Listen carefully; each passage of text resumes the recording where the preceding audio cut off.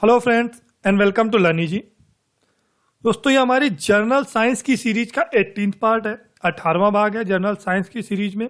और journal science में ये जर्नल बायोलॉजी का 5वां भाग है। इससे पहले हमने जर्नल बायोलॉजी के 4 भाग कंप्लीट किए हैं, उनको आपने अभी तक देख लिया होगा। और अगर आपने अभी तक उनको मिस किया है, नहीं देखा है, तो उन सारे वीडियोस की लिंक आपको इस वीडियो के डिस्क्रिप्शन में मिल जाएगी, जहाँ से आप उनको देख सकते हैं। और अगर आपने अभी तक हमारा चैनल सब्सक्राइब नहीं किया है तो रेगुलर अपडेट्स पाने के लिए चैनल को अभी सब्सक्राइब करें, जिससे कोई भी वीडियो अपलोड हो तो उसकी नोटिफिकेशन आपको तुरंत मिले। और आप हमारे वीडियोस फेसबुक पर लर्न इजी ग्रुप जो है, लर्न इजी नाम के जो ग्रुप है, उससे जुड़कर भी आप हमारे वीडियोस प्राप्त कर सकते हैं। तो आइए शुरू करते हैं जर्नल बायोलॉजी पार्ट 5 की। इस वीडियो में हम चर्चा करेंगे हृदय और परिसंचरण तंत्र की, हार्ट एंड सर्कुलेटरी सिस्टम। तो ये शुरू करते हैं। सबसे पहले बात करते हैं हृदय की। हृदय क्या होता है? तो हृदय का अध्ययन विज्ञान की कार्डियोलॉजी शाखा के अंतर्गत किया जाता है। जो हृदय है, इसका अध्ययन विज्ञान की कार्डियोलॉजी शाखा के अंतर्गत किया जाता है। मानव हृदय कार्डियो ऊतकों, कार्डियक टिश्यूज से मिलकर बना होता है और जिसका वजन लगभग 300 ग्राम होता है। हृदय का वजन लगभग 300 ग्राम होता है और यह कार्डियक टिश्यूज से मिलकर बना होता है। थोड़ा और विस्तार में बात करते हैं हृदय की। तो हृदय की लंबाई लगभग 12 सेंटीमीटर, चौड़ाई लगभग 9 सेंटीमीटर तथा मोटाई लगभग 6 सेंटीमीटर होती है। एक वयस्क मनुष्य में हृदय की लंबाई लगभग 12 सेंटीमीटर, चौड़ाई लगभग 9 सेंटीमीटर तथा मोटाई लगभग 6 सेंटीमीटर होती है।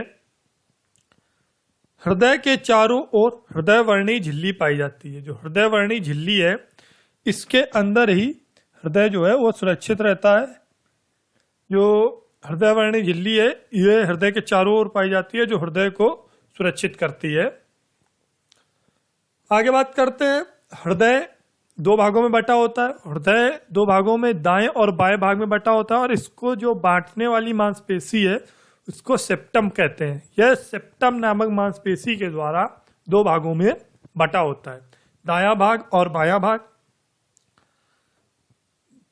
जो दाहिना भाग होता है उसमें अशुद्ध रक्त का प्रवाह होता है और बाएं भाग में शुद्ध रक्त का प्रवाह होता है। मनुष्य के हृदय के दाएं भाग में अशुद्ध रक्त तथा बाएं भाग में शुद्ध रक्त का प्रवाह होता है।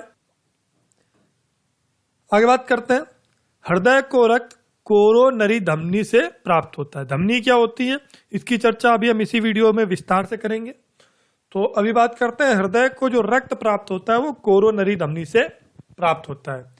और जब कोरोनरी धमनी में रक्त के प्रवाह में रुकावट आती है तो वही एक हृदयघात या हार्ट अटैक का कारण बनता है। मनुष्य में जो हृदयघात होता है या हार्ट अटैक आता है, वो तब आता है जब कोरोनरी धमनी हृदय को पर्याप्त रक्त नहीं पहुंचा पाती है। किसी कारणवश जब रुकावट आती है कोरोनरी धमनी में हृदय तक रक्त पहुंचाने में, तो वह हार्ट अटैक का एक कारण बनता है। आगे बात करते हैं। मनुष्य और स्तनधारी के हृदय 4 कक्षीय, 4 कोष्ठीय होते हैं। कक्षों की संख्या जो है मनुष्य के हृदय की 4 होती है, जिसमें 2 आलिंद और 2 निलय पाए जाते हैं। मनुष्य के हृदय में 4 कोष्ठ होते हैं, जिसमें 2 आलिंद और 2 निलय पाए जाते हैं। देखिए, भाग की बात अलग है। भाग की अगर बात करते हैं तो 2 भाग होते हैं, दायां भाग और बायां भाग। और जब कोष्ठ की बात करते हैं, कक्षाओं की बात करते हैं, तो मनुष्य के हृदय में 4 कक्षाएं होती हैं, जिसमें 2 निलय होते हैं और 2 आलिंद होते हैं। मानव हृदय एक बार में 70 ml रक्त को पंप करता है। मानव हृदय एक बार में 70 ml रक्त को पंप करता है। आगे बात करते हैं। शरीर से हृदय में रक्त शिरा के द्वारा प्रवाहित होता है, अर्थात शिराओं में अशुद्ध रक्त प्रवाहित होता है। और जो एक अपवाद है अशुद्ध रक्त का, वो पल्मोनरी शिरा, पल्मोनरी शिरा में शुद्ध रक्त का प्रवाह होता है। इसकी चर्चा हम विस्तार से अभी इसी वीडियो में करेंगे। आगे बात करते हैं। हृदय से शरीर में रक्त धमनियों के द्वारा प्रवाहित होता है, जिसका मतलब ये होता है कि जो धमनियां हैं उनमें शुद्ध रक्त का प्रवाह होता है। और शुद्ध रक्त और अशुद्ध रक्त से हमारा तात्पर्य यहाँ पर ऑक्सीजन रहित और ऑक्सीजन विहीन रक्त से है। जिस रक्त में कार्बन डाइऑक्साइड की मात्रा मिल जाती है वो अशुद्ध रक्त होता है, और जिसमें ऑक्सीजन की पर्याप्त मात्रा होती है वह शुद्ध रक्त कहलाता है। और धमनी का एक अपवाद फुसफुसी धमनी या पल्मोनरी धमनी होता है, जो हृदय से फेफड़े को जाती है और अशुद्ध रक्त का संचार करती है। सामान्य रूप से धमनियां शुद्ध रक्त को प्रवाहित करती हैं। स्वस्थ मनुष्य का रक्तदाब 120 और 80 mm ऑफ Hg होता है। जिसका यूनिट होता है वो mm ऑफ Hg होता है रक्तदाब का, और इसको स्फिग्नोमैनोमीटर से मापा जाता है। रक्तदाब को रक्त मापी यंत्र से मापा जाता है, जिसको स्फिग्नोमैनोमीटर कहा जाता है। हृदय 1 मिनट में 72 बार धड़कता है। मनुष्य का सामान्य मनुष्य का हृदय, स्वस्थ मनुष्य का हृदय 1 मिनट में 72 बार धड़कता है, और हृदय के द्वारा 1 मिनट में 5 लीटर रक्त को पंप किया जाता है। मानव हृदय 1 मिनट में 5 लीटर, लगभग 5 लीटर रक्त को पंप करता है। आगे बात करते हैं कुछ जंतुओं की जिनमें हृदय के कक्षों की संख्या की बात करते हैं, जो एग्जाम्स में कई बार पूछे जाते हैं। जैसा कि अभी बात की, मानव हृदय जो है वो 4 कोष्ठी होता है, जिसमें 2 आलिंद और 2 निलय होते हैं। आगे बात करते हैं मछलियों में जो हृदय होता है वो 2 कोष्ठी होता है, 2 कक्ष होते हैं, 1 निलय और 1 आलिंद होता है। मछलियों में 2 कक्ष वाला हृदय पाया जाता है, जिसमें 1 निलय और 1 आलिंद होता है। मेंढक में या उभयचर प्राणियों की बात करते हैं, जो उभयचर जंतु हैं, उनमें 3 कक्ष वाला हृदय पाया जाता है, जिसमें 1 निलय और 2 आलिंद होते हैं। जो मेंढक होता है वो 3 कक्ष वाला हृदय उसमें पाया जाता है, और जिसमें 1 निलय और 2 आलिंद होते हैं। सरीसृपों में भी 3 कक्ष वाला हृदय होता है, जिसमें 1 निलय और 2 आलिंद पाए जाते हैं, किंतु इनका अपवाद मगरमच्छ और घड़ियाल है। मगरमच्छ और घड़ियाल में 4 कोष्ठी हृदय होता है, जिसमें 2 निलय और 2 आलिंद पाए जाते हैं। सामान्यतः सरीसृपों में 3 कक्ष वाला हृदय होता है, जिसमें 1 निलय और 2 आलिंद पाए जाते हैं। पक्षियों में, केचुए में और स्तनधारियों में 4 कोष्ठी हृदय पाए जाते हैं। जो पक्षी होते हैं, केचुआ होता है तथा स्तनधारी होते हैं, इसमें 4 कोष्ठी हृदय पाए जाते हैं, जिसमें 2 निलय और 2 आलिंद होते हैं। हृदय की संकुचावस्था में जो तात्पर्य होता है, जब बात करते हैं कि हृदय की संकुचावस्था, उस समय जो संकुचित होता है वो नीलंद संकुचित होता है। जैसा कि 2 मानव हृदय की अगर बात करते हैं तो उसमें 2 नीलंद और 2 हृदय 4 कोष्ठी होता है जो मानव हृदय। तो उसमें जब संकुचन होता है, तो उसमें जब संकुचावस्था होती है हृदय में, तो उसमें जो निलय होता है, निलय में संकुचावस्था होती है, और उस समय जो रक्तदाब होता है वो 120 mm ऑफ Hg होता है। और शिथिलावस्था में जब निलय की स्थिति में शिथिलावस्था होती है और दाब 80 mm ऑफ Hg होता है। तो ये जो अंतर आता है रक्तदाब में, वो हृदय की संकुचावस्था और शिथिलावस्था में निलय की संकुचावस्था और शिथिलावस्था होती है जब दाब परिवर्तित होता है।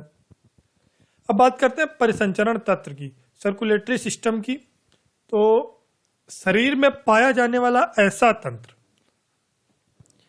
जिसके द्वारा विभिन्न पदार्थों को एक स्थान से दूसरे स्थान तक ले जाया जाता है, परिसंचरण तंत्र कहलाता है। अब विभिन्न पदार्थों से यहाँ पर आशय उपयोगी और अनुपयोगी दोनों प्रकार के पदार्थ होते हैं। वह पदार्थ जो हमारे शरीर के लिए तो उपयोगी होते हैं वो, और जो अनुपयोगी होते हैं उनको एक स्थान से दूसरे स्थान तक ले जाने के लिए प्रयुक्त होने वाला तंत्र, मानव शरीर का ऐसा तंत्र जो विभिन्न पदार्थों को एक स्थान से दूसरे स्थान तक ले जाता है, परिसंचरण तंत्र कहलाता है। बहने वाले तरल के आधार पर अगर हम इसकी प्रकार देखते हैं तो ये मुख्यतः 3 प्रकार का होता है। अगर वर्गीकरण करते हैं बहने वाले तरल के आधार पर, तो परिसंचरण तंत्र मुख्यतः 3 प्रकार का होता है। सबसे पहले रक्त परिसंचरण तंत्र, दूसरा लसिका परिसंचरण तंत्र, और तीसरा जल परिसंचरण तंत्र। तो जो बहने वाले तरल हैं उनके आधार पर जो वर्गीकरण है परिसंचरण तंत्र का, वो मुख्यतः 3 प्रकार का है। पहला रक्त परिसंचरण तंत्र, दूसरा लसिका परिसंचरण तंत्र और तीसरा जल परिसंचरण तंत्र।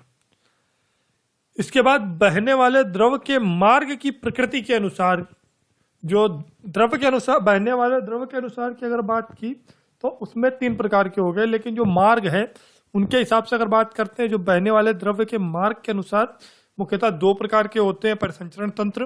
पहला खुला परिसंचरण तंत्र, ओपन सर्कुलेटरी सिस्टम। इसकी अगर बात करते हैं तो जो ओपन सर्कुलेटरी सिस्टम होता है यह मुख्यतः अविकसित जंतुओं में पाया जाता है, जैसे अमीबा और पैरामीशियम। जो अविकसित जंतु होते हैं इनमें खुला परिसंचरण तंत्र पाया जाता है। इसके बाद बात करते हैं बंद परिसंचरण तंत्र की, क्लोज्ड सर्कुलेटरी सिस्टम की। तो विकसित जंतुओं में पाया जाता है, जैसे मनुष्य, मछली और उभयचर जंतु। जो बंद परिसंचरण तंत्र होता है वो विकसित जंतुओं में पाया जाता है, जो मनुष्य में, मछली में और उभयचर जंतुओं में तथा जितने भी विकसित जंतु हैं उन सब में मार्ग बहने वाले द्रव के मार्ग के अनुसार बंद परिसंचरण तंत्र पाया जाता है। आगे बात करते हैं रक्त परिसंचरण तंत्र की। जो रक्त परिसंचरण तंत्र है इसकी बात करते हैं तो रक्त परिसंचरण तंत्र की खोज सर्वप्रथम विलियम हार्वे ने 1628 ईस्वी में की थी। जो खोज की रक्त परिसंचरण तंत्र की वो सर्वप्रथम विलियम हार्वे ने 1628 ईस्वी में की। और इसके अंतर्गत जो आते हैं वो रक्त वाहिकाएं, ब्लड वेसल्स, उनकी चर्चा करते हैं। तो सबसे पहले बात करते हैं धमनियों की। जो रक्त वाहिकाएं हैं मुख्यतः 3 प्रकार की होते हैं। तो सबसे पहले बात करते हैं पहली धमनी की, आर्टरीज। तो धमनी जो है इनमें सदैव शुद्ध रक्त का प्रवाह होता है। धमनियां सदैव शुद्ध रक्त को कैरी करती हैं, सदैव शुद्ध रक्त का प्रवाह धमनियों में होता है, जो हृदय से अंगों की तरफ जाता है। हृदय से अंगों की तरफ जाने वाला शुद्ध रक्त धमनियों के द्वारा प्रवाहित होता है।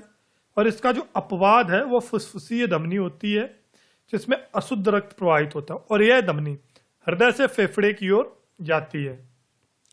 और जो फुसफुसीय धमनी होती है, प्लूमोनोट्री आर्टरी, उसकी बात अभी हमने पीछे भी की थी। तो उसमें जो है ना अशुद्ध रक्त प्रवाहित होता है, जो हृदय से फेफड़े की ओर जाता है। इसके बाद आगे बात करते हैं सिराओं की, वेन्स की। तो वेन्स में अशुद्ध रक्त का प्रवाह होता है, जो अंगों से हृदय की तरफ जाता है। अशुद्ध रक्त जो होता है वो अंगों से हृदय की ओर जाता है, जिनका संचरण जो होता है सिराओं के द्वारा होता है। और इसका अपवाद भी फुसफुसीय सिरा होता है।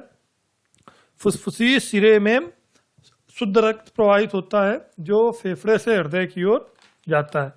जो फेफड़े के हृदय की तरफ शुद्ध रक्त कैरी होता है एक सिरा में, जिसका नाम फुसफुसी है। यह एक सिरे का अपवाद है जो शुद्ध रक्त को प्रवाहित करती है।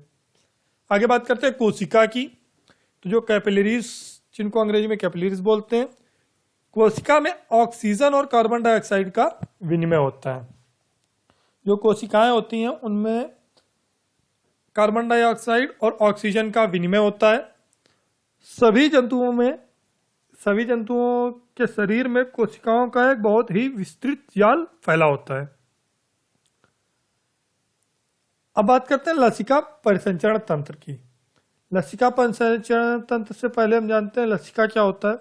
तो लसिका जो है वो ऊतकों और कोशिकाओं के मध्य अंतरकोशीय अवकाशों में पाए जाने वाला एक द्रव्य है, जो हल्के पीले रंग का होता है। जो लसिका है यह ऊतकों और कोशिकाओं, टिश्यूज और कैपिलरीज के मध्य जो है, जो स्पेस होता है उनके बीच में पाए जाने वाला एक द्रव्य है, जो हल्के पीले रंग का होता है।